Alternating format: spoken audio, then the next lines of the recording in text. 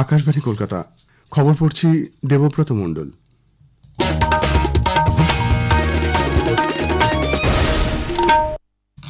প্রথমে বিশেষ খবর। প্রধানমন্ত্রী নরেন্দ্র মোদী আজ গতকাল মধ্যপ্রাচ্যের সাম্প্রতিক পরিস্থিতি নিয়ে ইসরায়েলের প্রধানমন্ত্রী বেঞ্জামিন নেতানিয়াহুর সঙ্গে কথা বলেছেন। জম্মু কাশ্মীরের তৃতীয় তথা শেষ দফা নির্বাচনের জন্য যাবতীয় প্রস্তুতি সম্পন্ন। কেন্দ্র বন্যা বিধ্বস্ত গুজরাট, মণিপুর ও ত্রিপুরার জন্য জাতীয় বিপর্যয় মোকাবিলা তহবিল থেকে অগ্রিম বাবদ 675 কোটি টাকা দেওয়ার বিষয়টি অনুমোদন করেছে। স্বাস্থ্যমন্ত্রক মৃত্যু পথযাত্রী রোগীদের ক্ষেত্রে লাইফ সাপোর্ট প্রত্যাহার করে নেওয়ার বিষয়ে একটি খসড়া নীতি নির্দেশিকা প্রকাশ করেছে। ইউরোপীয় কমিশন জানিয়েছে ইউক্রেনকে এ মাসের মধ্যে $50 বিলিয়ন ঋণ দেওয়ার বিষয়ে G7 গোষ্ঠীভুক্ত দেশগুলি রাজনৈতিক সহমতে পৌঁছেছে। আসছি বিস্তারিত খবরে। প্রধানমন্ত্রী নরেন্দ্র মোদী আজ মধ্যপ্রাচ্যের সাম্প্রতিক পরিস্থিতি নিয়ে ইসরায়েলের প্রধানমন্ত্রী বেঞ্জামিন নেতানিয়াহুর সঙ্গে কথা বলেছেন। এক্স হ্যান্ডেলে শ্রী মোদী জানিয়েছেন, বিশ্বে সন্ত্রাসবাদের কোনো জায়গা নেই, আঞ্চলিক সংঘর্ষ প্রশমন করা অত্যন্ত জরুরি, সব বন্দীদের নিরাপদে মুক্তির বিষয়টি সুনিশ্চিত করা প্রয়োজন। ওই এলাকায় দ্রুত শান্তি ও সুস্থিতি ফিরিয়ে আনার ব্যাপারে সব রকম সহায়তা করতে ভারত প্রতিশ্রুতিবদ্ধ বলে প্রধানমন্ত্রী উল্লেখ করেন। এদিকে ইসরায়েলের প্রধানমন্ত্রী বেঞ্জামিন নেতানিয়াহু গতকাল ইরানবাসীকে দেওয়া এক বার্তায় বলেছেন, বর্তমান শাসক দল ওই অঞ্চলকে আরও গভীর অন্ধকার ও যুদ্ধ পরিস্থিতির মধ্যে ঠেলে দিয়েছে। এক্স হ্যান্ডেলে পোস্ট করা 3 মিনিটের এক ভিডিও বার্তায় নেতানিয়াহু বলেন, মধ্যপ্রাচ্যে এমন কোনো জায়গা নেই যেখানে ইসরায়েল পৌঁছতে পারে না। যে কোনো অবস্থান থেকেই ইসরায়েল তাদের দেশ এবং দেশবাসীকে রক্ষা করবে। শাসকদের ধর্মান্ধতা থেকে মুক্তি পেলেই এই দুই দেশ শান্তিতে থাকবে এবং উভয় দেশেরই পর্যটন ও প্রযুক্তিগত অগ্রগতি ঘটবে। প্রধানমন্ত্রী আজ নতুন দিল্লিতে জামাইকার প্রধানমন্ত্রী ডক্টর অ্যান্ড্রু হোলনেসের সঙ্গে প্রতিনিধি পর্যায়ের বৈঠকে মিলিত হবেন। দ্বিপাক্ষিক সম্পর্ককে আরও এগিয়ে নিয়ে যেতে উভয় দেশের মধ্যে বেশ কয়েকটি সমঝোতাপত্র স্বাক্ষরিত হওয়ার সম্ভাবনা। উল্লেখ্য, ডক্টর হোলনেসের এটাই প্রথম ভারত সফর। তার এই সফরে তিনি রাষ্ট্রপতি ও উপরাষ্ট্রপতির সঙ্গে সাক্ষাৎ করবেন। তার এই 4 দিনের সফরে জামাইকার প্রধানমন্ত্রী শিল্প ও বাণিজ্য ক্ষেত্রের নেতৃবৃন্দের সঙ্গে আলাপচারিতার পাশাপাশি অন্যান্য বিশিষ্ট ব্যক্তিদের সঙ্গে সাক্ষাৎ করবেন। আগামীকাল তার বারাণসী যাওয়ার কথা। জম্মু কাশ্মীরের তৃতীয় তথা শেষ দফা নির্বাচনের জন্য যাবতীয় প্রস্তুতি সম্পন্ন। সুষ্ঠু ও শান্তিপূর্ণ নির্বাচনের লক্ষ্যে নিরাপত্তা ব্যবস্থা জোরদার করা হয়েছে। সকাল 7টা থেকে ভোট শুরু হবে, চলবে সন্ধ্যে 6টা পর্যন্ত। আজ 7টি জেলার 40টি বিধানসভা আসনে ভোট গ্রহণ। এই 40টি আসনের মধ্যে 16টি কাশ্মীর ডিভিশনে, বাকি 24টি রয়েছে জম্মু অঞ্চলে। এই দফায় 415 জন প্রার্থীর রাজনৈতিক ভাগ্য নির্ধারণ করবেন 39 লক্ষেরও বেশি ভোটার। 7টি জেলা জুড়ে মোট 5060টি পোলিং বুথ তৈরি করা হয়েছে। জম্মু কাশ্মীরে বিধানসভা নির্বাচন মোট 3টি দফায় সম্পন্ন হচ্ছে। প্রথম দফায় ভোট পড়েছিল 61% বেশি, দ্বিতীয় পর্যায়ে 57% বেশি ভোট পড়েছে। গণনা 8ই অক্টোবর।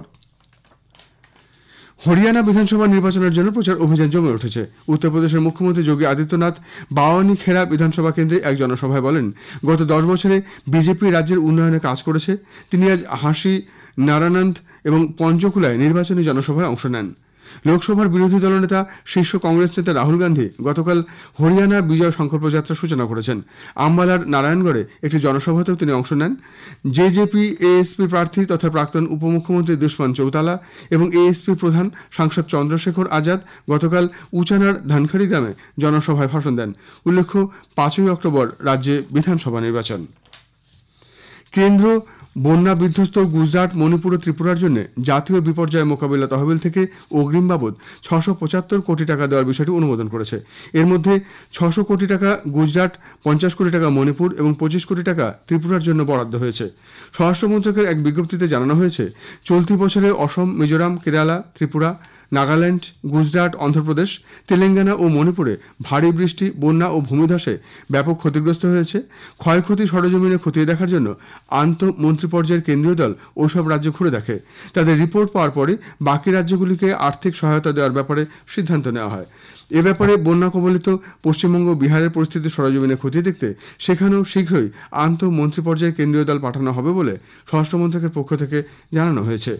চলতি বছরে কেন্দ্র রাজ্য বিপর্যয় মোকাবিলা বাহিনী SDRF থেকে 21টি রাজ্যে 9000 কোটি টাকা, জাতীয় বিপর্যয় মোকাবিলা বাহিনী NDRF থেকে 15টি রাজ্যে 4500 কোটি টাকা এবং রাজ্য বিপর্যয় মোকাবিলা তহবিল থেকে 11টি রাজ্যকে 1385 কোটি টাকা দিয়েছে বলেও মন্ত্রকের পক্ষ থেকে জানানো হয়েছে।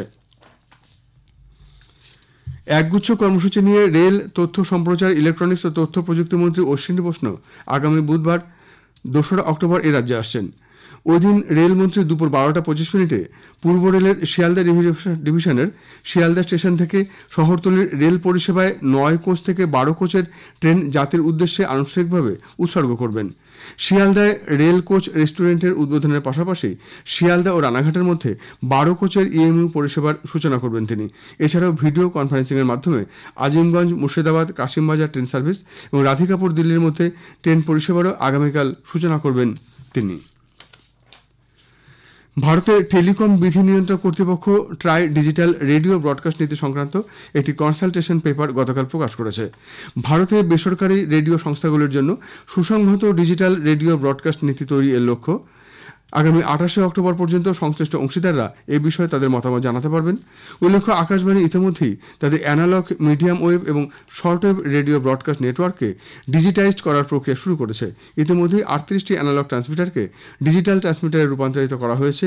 এফএম ব্র্যান্ডের জন্য আকাশবাণী ডিজিটাল রেডিও প্রযুক্তি ট্রায়াল শুরু করেছে। খবর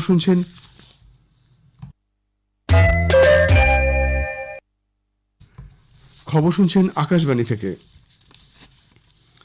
স্বাস্থ্যমন্ত্রক মুমূর্ষু রোগীদের ক্ষেত্রে লাইফ সাপোর্ট প্রত্যাহার করে নেওয়ার বিষয়ে একটি খসড়া নীতি নির্দেশিকা প্রকাশ করেছে। জনসাধারণের মতামতের জন্য এই খসড়াটি প্রকাশ করা হয়। মুমূর্ষু রোগী বলতে বোঝানো হয়েছে যে সমস্ত রোগীর জীবনের আর কোনো আশা নেই এবং মৃত্যুই তাদের অনিবার্য ভবিষ্যৎ। মস্তিষ্কে মারাত্মক আঘাতে 72 ঘন্টার মধ্যে আরোগ্যের কোনো সম্ভাবনা নেই এমন পরিস্থিতিকে এই শ্রেণীভুক্ত করা হয়েছে। চিকিৎসকরা বিভিন্ন ঘটনাবলীর ওপর ভিত্তি করে যাতে সিদ্ধান্ত নেয় তার পরামর্শ দেওয়া হয়েছে। পাশাপাশি রোগীর যেখানে ব্রেন ডেথ হয়েছে এবং সেখান থেকে আর চিকিৎসার কোনো পথ নেই, এই পরিস্থিতিতে রোগীর পরিবারকে সমস্ত তথ্য দেওয়ার কথা ওই নির্দেশিকায় বলা হয়েছে। ইন্টেনসিভ কেয়ার ইউনিটে থাকা অনেক সংকটাপন্ন রোগীর জীবনদায়ী চিকিৎসার মাধ্যমেও আর কোনো উন্নতির আশা নেই, এই বিষয়টিকে মন্ত্রক গুরুত্ব দিয়েছে। মন্ত্রক আরও বলেছে, এই পরিস্থিতিতে জীবনদায়ী চিকিৎসা কোনো কাজে আসে না। এক্ষেত্রে ঝুঁকি বৃদ্ধির পাশাপাশি রোগীর কষ্ট আরও দীর্ঘ হয়। বিশ্বজুড়ে আইসিইউতে চিকিৎসার ক্ষেত্রে এই ব্যবস্থাকে মান্যতা দেওয়া হয়েছে। মন্ত্রক বলেছে, এই ধরনের সিদ্ধান্তের ক্ষেত্রে চিকিৎসার নৈতিকতা ও আইনগত দিকটি ভেবে দেখার দরকার রয়েছে।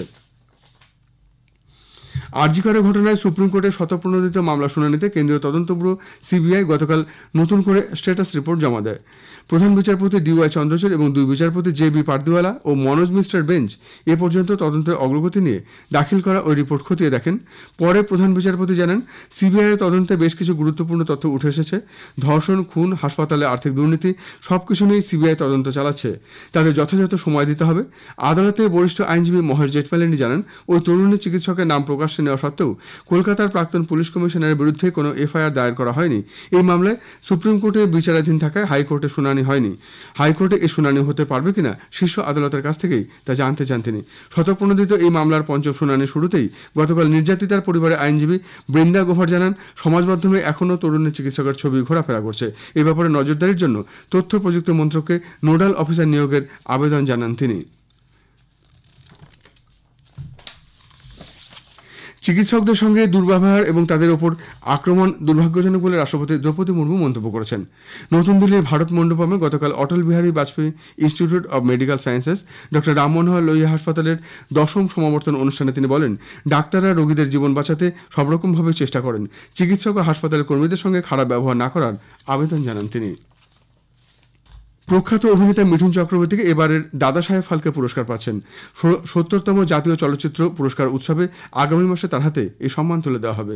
সোশ্যাল মিডিয়ায় পোস্টে কেন্দ্রীয় তথ্য সম্প্রচার মন্ত্রী অশ্বিনী বৈষ্ণব বলেন, কলকাতার রোয়াক থেকে উঠে এসে চলচ্চিত্র জীবনের উত্তুঙ্গ পর্যায়ে পৌঁছানোর পর তার এই যাত্রা পরের প্রজন্মকে উৎসাহিত করবে। ইউরোপীয় কমিশন জানিয়েছে, ইউক্রেনকে এ মাসের মধ্যে $50 বিলিয়ন ঋণ দেওয়ার বিষয়ে G7 গোষ্ঠীভুক্ত দেশগুলি রাজনৈতিক সহমতে পৌঁছেছে। এবছরের মধ্যে এই ঋণের নগদ অর্থ পাওয়া যাবে। পশ্চিমী দেশগুলিতে রাশিয়ার যেসব স্থাবর সম্পত্তি রয়েছে তার থেকে লভ্যাংশ ইউক্রেনকে ঋণ হিসেবে দেওয়া হবে। উল্লেখ্য, ইউরোপীয় ইউনিয়নের মধ্যে থাকা রাশিয়ার 2/3 সম্পদের মূল্য $210 বিলিয়ন ইউরোর কাছাকাছি। G7 গোষ্ঠীভুক্ত দেশগুলি হল America, Canada, Japan, Britain, France, Germany ও ইটালি। ইউরোপীয় ইউনিয়ন সমষ্টিগতভাবে এই গোষ্ঠীর অংশ। শেষ করার আগে বিশেষ খবর আরেকবার। প্রধানমন্ত্রী নরেন্দ্র মোদী গতকাল মধ্যপ্রাচ্যের সাম্প্রতিক পরিস্থিতি নিয়ে ইসরায়েলের প্রধানমন্ত্রী বেঞ্জামিন নেতানিয়াহুর সঙ্গে কথা বলেছেন। জম্মু কাশ্মীরে তৃতীয় তথা শেষ দফা নির্বাচনের জন্য যাবতীয় প্রস্তুতি সম্পন্ন। খবর এখনকার মতো এ পর্যন্ত।